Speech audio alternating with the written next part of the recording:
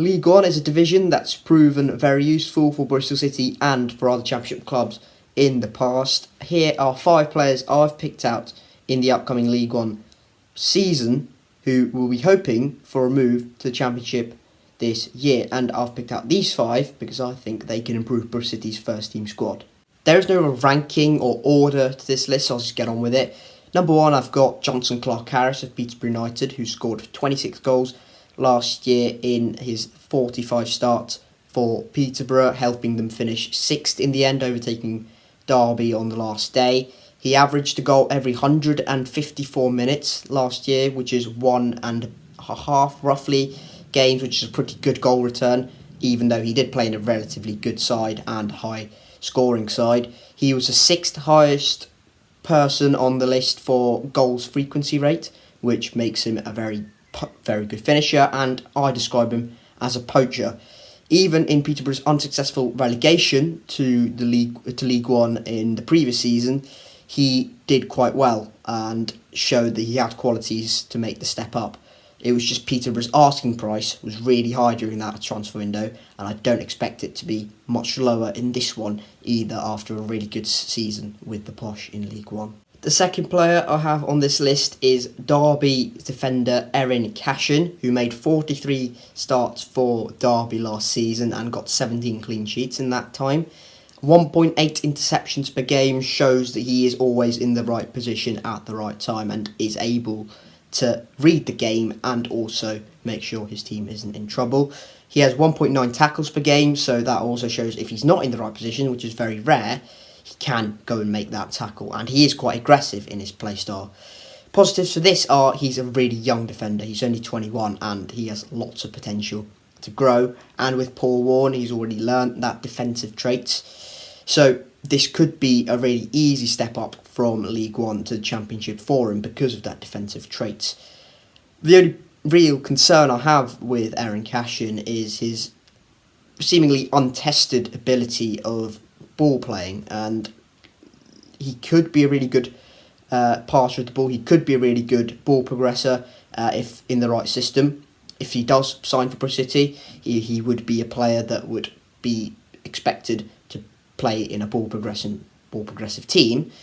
If he's able to do that, he would make an unbelievable player. And the season he's had in League One this season has been absolutely outstanding. He's been outstanding for Paul Warne. Lots of credit from all around the EFL. Lots of interest from Championship clubs. Even Norwich were interested in January. So this will not be an easy deal to pull off by any means. But if Bristol City are in the market for a centre-back, which I think we should be, at least another one, then Erin Cashin, for the right price, would be an unbelievable signing. Luke OConnell suffered a playoff heartbreak for Barnsley last season, missing out in the 121st minute with a goal conceding to Josh Windass of Sheffield Wednesday. His manager Michael Duff has also left and joined Swansea City in the Championship. So will Michael Duff's main centre midfielder, Luke OConnell, be tempted with a move to the Championship too? If Bristol City can pull this off, this would be quite a remarkable signing, a statement of intent. He made 37 starts last season, had 8 assists and 2 goals. Despite his 10 goal contributions from midfield, which in itself is quite impressive, he averaged 1.4 tackles per game, which shows he is an aggressive midfielder. He's tenacious, and for his age, 22, he's got that maturity about him. He's averaging 60% accurate passes in the opposition half, which for a midfielder in a Michael Duff team, which is high pressing, normally the ball goes over him and he's not really in play most of the time.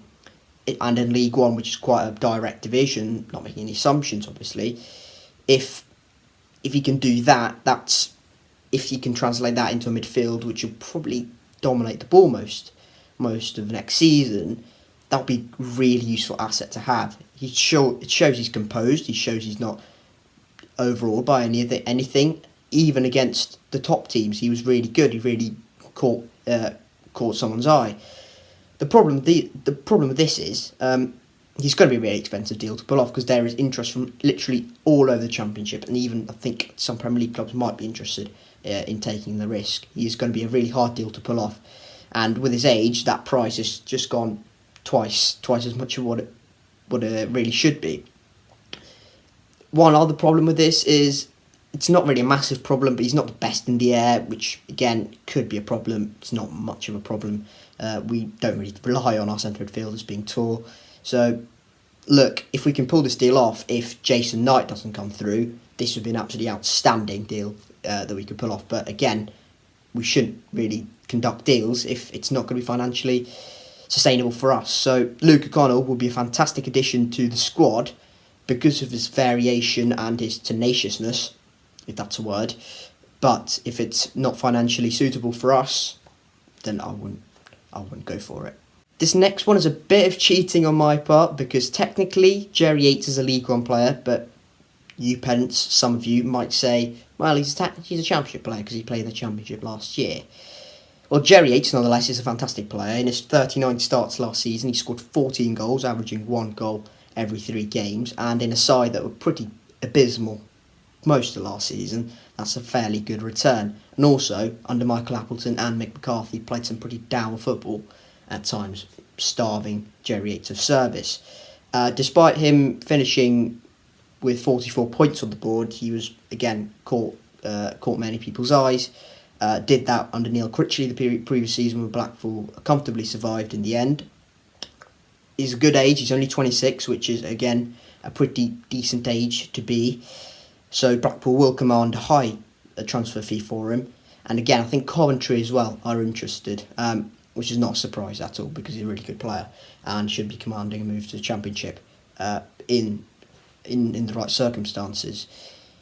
The one thing I did notice is that he has only one year left on his contract. His contract expires in 2024, so Blackpool will probably be looking to sell him in this window and as quickly as possible to reinvest the money. So if Bristol City are quick, we might be able to pull this deal off. But again, Bristol City don't really particularly need a forward at this point. I don't think it'd be our immediate priority, but if someone was to come, and that would be an obvious upgrade, because Jerry Yates is an upgrade on possibly what we have, apart from Tommy Conway maybe and Naki Wells. He's an upgrade on, I'd say, Harry Cornick, probably Sam Bell, maybe even Anis Mehmeti. If we can pull this deal off for the right price, as I reiterate, for the right price, every single one of these players has to be for the right price, then it would be a great deal to pull off as well, because if he can produce those numbers in a struggling Championship team, and we expect Bristol City to be a fairly stable, maybe even pushing, challenging Championship team next year, I'll be quite excited to see what he can pull off. So if he does go to either us or more likely Coventry, that would be a great deal for them. So look, Jerry Yates is a fantastic Championship quality player, 100%. So if we can pull a deal off for the right price, again, right price, it would be a great deal to pull off. Now this last one is going to cause some serious controversy. Bristol City's main rivals are Bristol Rovers, as you may be fully aware of, and they have a certain striker called Aaron Collins who's been catching the eye of many clubs in the Championship and has been impressing for Rovers throughout the 2022-2023 campaign. But Bristol City will be unlikely to pull a deal off, so I've just thrown his name in there because I was quite impressed with how the stats came through for him. 26 years old, 44 starts last season, and for a striker that's making the step up from League 2 to League 1, that's quite an impressive return. What's even more impressive is the 27 goal contributions to a side that finished 17th last year, 16 goals and 11 assists. But ultimately, there are some huge issues if we are to conduct this deal. We're dealing with Rovers. They're going to be incredibly reluctant to sell to us after what happened with Matty Taylor. We are going to be paying probably extortionate amounts of money, probably more than what another club. So let's say Middlesbrough come in for him. We'll be paying twice as much as what Middlesbrough will be paying for him. So naturally, he'll be expensive because he's a very good player. So that will have its own value. But because it's us, there'll be spent more value. So I'm not saying we should pull this deal off. I'm just throwing it there because why not? In terms of stats, 2.7 shots per game, which is absolutely ridiculous because in time, Rovers finished 17th in League 1. That's the 6th highest in the division, 2.7 shots per game. 6th highest out of all the strikers in the division. That's ridiculous. 19 big chances created. 19 big chances created for a striker, that's 8 more than second place Giovanni Brown of Exeter. 8 more. There's 8 big chances difference between first and second. That is ridiculous. 8 big chances over the spread of the season is absolutely mental. So he's a playmaker, he's a poacher, he's a great striker, and I don't want to keep raving on about Bristol Rovers players, but he is a ridiculously good player. He's a ridiculous talent, and to be honest, I'm not really sure how he's not got on the Welsh squad ahead of Tom Bradshaw, perhaps. No disrespect to Tom Bradshaw, he's a great striker, but still, he should be in the Welsh squad. So this would be, again, not going to happen, obviously, because we are dealing with Rovers. But this would be a ridiculous signing. If he was playing for Exeter or a Fleetwood, we should be pulling this deal off every day of the week. But we can't, obviously, because it's Rovers. So, those are my 5 players who I'd love from League One next season. Let me know your 5 in the comment section below. I've also talked about another League One player who has been heavily linked to the Bristol City over the past few days. Little guy by the name of Jason Knight, who plays for Derby County. So if you want to watch that video, that'll be on screen right now. Thank you guys so much for watching. Keep safe, and I'll catch you all later. Cheers.